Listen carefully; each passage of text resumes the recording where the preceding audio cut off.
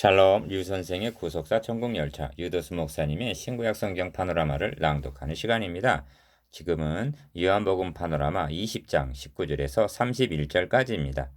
아버지께서 나를 보내신 것 같이 나도 너희를 보내노라. 첫째 단은 19절에서 23절 성령을 받으라. 둘째 단은 24절에서 29절 보지 못하고 믿는 자는 복되도다. 셋째 단은 30절에서 31절 요한복음을 기록한 목적. 20장 전체에는 부활하신 주님께서 하신 여러 번의 말씀이 있습니다.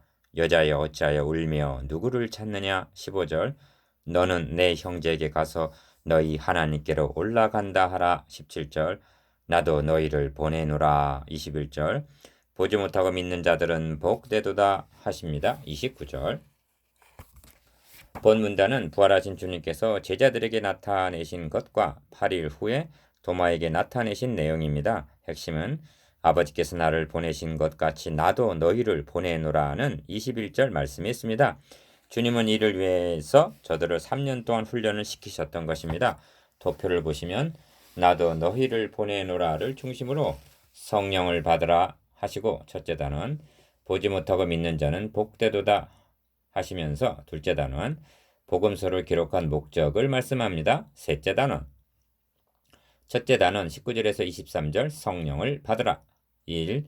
이날 곧 안식 후 첫날 저녁 때 제자들이 유대인들을 두려워하여 모인 곳에 문들을 닫았더니 예수께서 오사 가운데 서서 가라사대 너희에게 평강이 있을지어다. 19절 기억. 이 말씀을 하시고 손과 옆구리를 보이시니 제자들이 주를 보고 기뻐하더라 합니다. 20절 주님께서는 다락방 강화에서 지금은 너희가 근심하나 내가 다시 너희를 보리니 너희 마음이 기쁠 것이요 너희 기쁨을 빼앗을 자가 없느니라 하셨는데, 16장 22절 말씀하신 대로 시리와 두려움에 빠져 있던 제자들은 부활하신 주님을 보고 기뻐한 것입니다.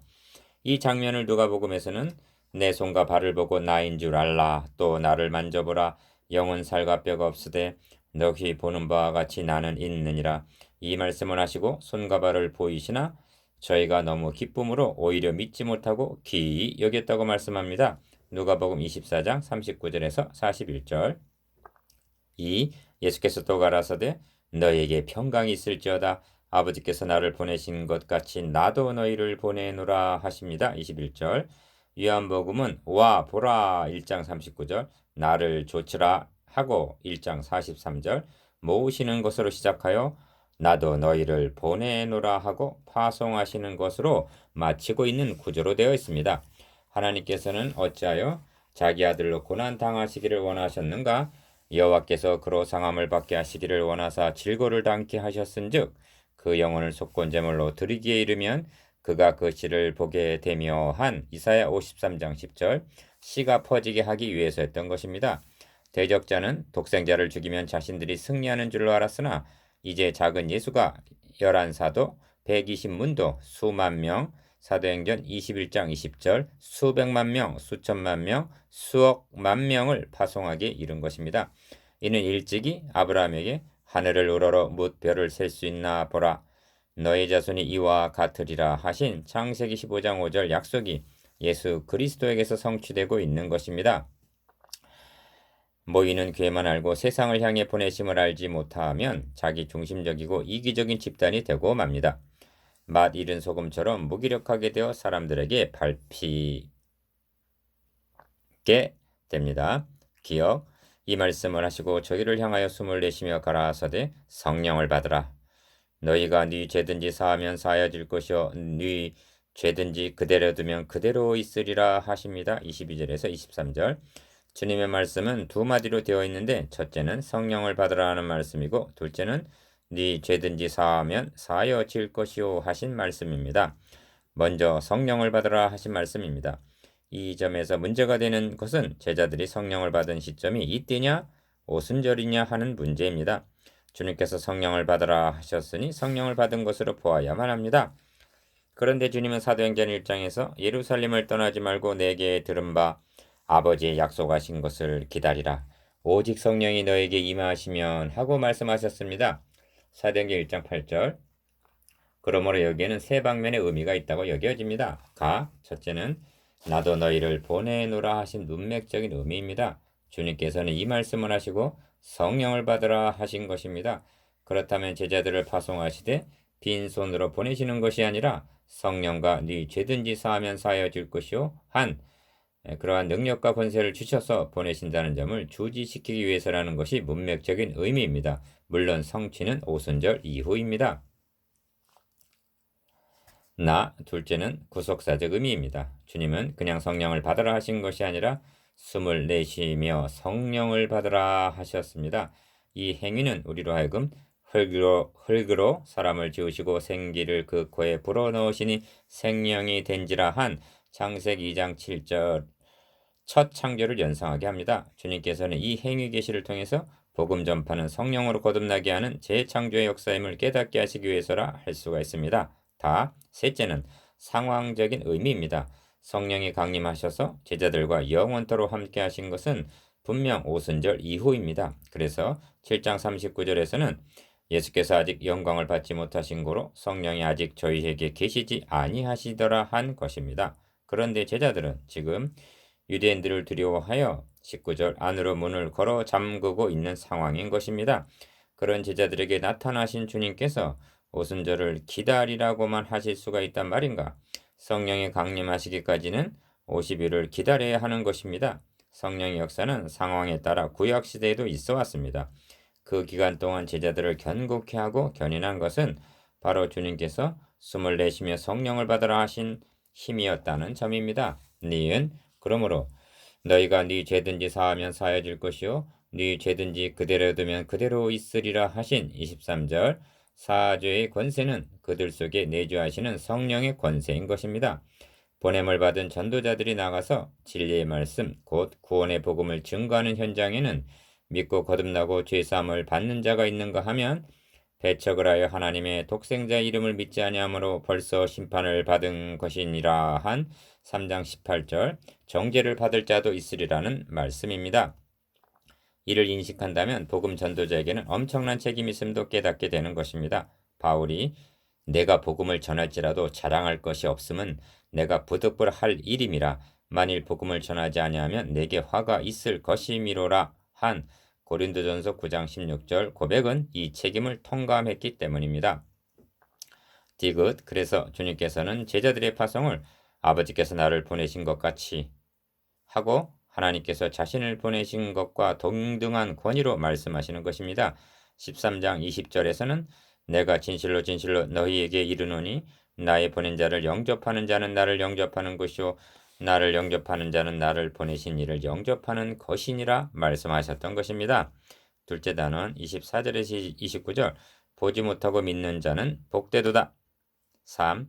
12제자 중에 하나인 디두모라 하는 도마는 예수 오셨을 때에 함께 있지 아니한지라 다른 제자들이 그에게 이르되 우리가 주를 보았노라 하니 도마가 가로되 내가 그 손의 못자국을 보며 내 손가락을 그 못자국에 넣으며 내 손을 그 옆구리에 넣어 보지 않고는 믿지 아니하겠노라 하니라. 24절에서 25절 요한복음에서 도마는 4번 등장하는데 도마 자신은 의심 많은 회의자 노릇을 하지만 주님으로 하여금 악을 선으로 바꾸게 하셔 중요한 계시를 하시게 하는 동기부여자 노릇을 하고 있습니다. 기억 우리도 주와 함께 죽으러 가자 하고 11장 16절 대성물이 되기 위해 오신 점을 드러내고 니은 주여 어디로 가시는지 우리가 알지 못하거늘 이라는 의문을 통해서 내가 곧 길이다 하신 14장 6절 만고불변의 진리를 계시하시고 디귿 보지 않고는 믿지 아니하겠다는 회의를 통해서는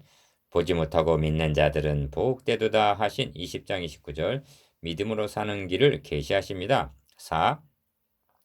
여드레를 지나서 제자들이 다시 집안에 있을 때 도마도 함께 있고 문들이 닫혔는데 예수께서 오사 가운데 서서 가라 하사되 너희에게 평강이 있을지어다 하시고 도마에게 이르시되 너의 손가락을 이리 내밀어 내 손을 보고 너의 손을 내밀어 내 옆구리에 넣어 보아라. 그리하고 믿음 없는 자가 되지 말고 믿는 자가 되라 하십니다. 26절에서 27절 기어 도마가 대답하여 가로되 나의 주시오 나의 하나님이시니이다 하고 28절 고백합니다. 이 점에서 도마의 의심을 이런 방도로 해소시켜 주신 의도가 무엇인가 하는 점입니다. 이제도 주님의 부활을 의심하는 자에게 너의 손을 내밀어 내 옆구리에 넣어보라 하신단 말인가? 아닙니다. 여기에는 도마가 사도라는 특수성이 있기 때문입니다. 교회는 사도들과 선지자들의 터 위에 세움을 입은 자라 하십니다. 에베소서 2장 20절. 그런데 사도 중에 한 사람인 도마가 주님의 부활을 의심하고 있다면 그 터에 중대한 결함이 있게 되는 것입니다. 도마가 나의 주시며 나의 하나님이시니이다 하고 고백하므로 교회가 세워져야 할 사도들의 터는 온전함을 이루게 되었고 우리는 충족된 계신 성경을 가지게 되었던 것입니다. 니은 이렇게 하신 후에 너는 나를 본고로 믿느냐? 보지 못하고 믿는 자들은 복되도다 하십니다. 사도들은 듣고 보고 만져본 사람들입니다. 요한일서 1장 1절. 그러나 그 후 세대는 보지 못하고 믿는 자들입니다. 무엇이 증거가 되는가? 충족된 계시 곧 성경 말씀이 증거가 되는 것입니다. 그들이 복되도다 하고 축복해 주십니다. 셋째 단원 30절에서 31절 요한복음을 기록한 목적. 5. 예수께서 제자들 앞에서 이 책에 기록되지 아니한 다른 표적도 많이 행하셨으나 30절. 셋째 단원은 두 절에 불과하지만 요한복음을 기록한 목적을 밝혀주는 중요한 정보를 제공해주고 있습니다. 저는 4개의 복음서 중에서 요한복음을 제일 먼저 강해를 했는데 그렇게 한 이유 중에 하나가 기록 목적을 명시하고 있는 이 대목 때문입니다. 그래서 본 강해에서도 기록 목적을 맨 앞에 다루었던 것입니다. 이 점이 어째서 중요하냐 하면 현대교회는 성경을 기록한 목적대로 사용하고 있느냐 하는 반성 때문입니다. 성경을 가장 바르게 해석을 하고 올바로 증거하는 길은 기록한 목적대로 하는 것입니다. 이는 사도 요한의 목적이 아니라 요한을 감동케 하여 기록하게 하신 주 성령님의 목적이기 때문입니다. 기억, 오직 이것을 기록하면 너희로 예수께서 하나님의 아들 그리스도이심을 믿게 하려 함이요 또 너희로 믿고 그 이름을 힘입어 생명을 얻게 하려 함이니라 하고 말씀합니다. 31절. 첫째는 예수가 하나님의 아들 그리스도이심을 증거하기 위해서 요한복음을 기록하였고, 둘째는 너희로 믿고 생명을 얻게 하려 함이라. 이것이 요한복음을 기록한 목적이라는 것입니다. 그렇다면 요한복음은 이 두 주제에 의하여 해석이 되어야 바르게 해석되는 것이 됩니다. 주님께서 죽은 자 가운데서 다시 살아나셨다는 부활 사건은 이제까지 행하신 모든 표적을 뛰어넘는 궁극적인 표적이었던 것입니다. 주님은 악하고 음란한 세대가 표적을 구하나 선지자 요나의 표적밖에는 보일 표적이 없느니라. 요나가 밤낮 사흘을 큰 물고기 뱃속에 있었던 것 같이 인자도 밤낮 사흘을 땅속에 있으리라 하고 말씀하셨습니다. 마태복음 12장 38절에서 40절. 예수님의 부활은 그가 그리스도요 하나님의 아들이심에 대한 최종적인 표적이었던 것입니다. 사도 바울은 로마서 1장에서 성결의 영으로는 죽은 자 가운데서 부활하여 능력을 하나님의 아들로 인정되셨으니 곧 우리 주 예수 그리스도시니라 하고 로마서 1장 4절 증거하고 있습니다. 이는 주님께서 부활하심으로 비로소 하나님의 아들이 되셨다는 그런 뜻이 아닙니다. 죽은 자 가운데서 부활하심으로 하나님의 아들이시라는 점이 명백하게 입증이 되었다는 뜻입니다. 사망의 세력을 잡은 자 곧 마귀는 히브리서 2장 14절 예수를 무덤에 가두고 사망의 줄로 메어두려 하였습니다. 이에 대해 베드로는 증거합니다. 하나님께서 사망의 고통을 풀어 살리셨으니 이는 그가 사망에게 매여 있을 수 없었음이라. 사도행전 2장 24절. 여러분, 예수를 너희가 보지 못하였으나 사랑하는도다 이제도 보지 못하나 믿고 말할 수 없는 영광스러운 즐거움으로 기뻐하니 하십니다. 베드로전서 1장 8절. 여러분도 그럽니까? 그렇다면 여러분은 복받은 사람입니다. 묵상해 봅시다. 1. 아버지께서 나를 보내신 것 같이 나도 너희를 보내노라에 대해서. 2. 보지 못하고 믿는 자는 복되도다 하신 말씀에 대해서. 3. 도마에게 나타내 보이신 구원사적 의미에 대해서.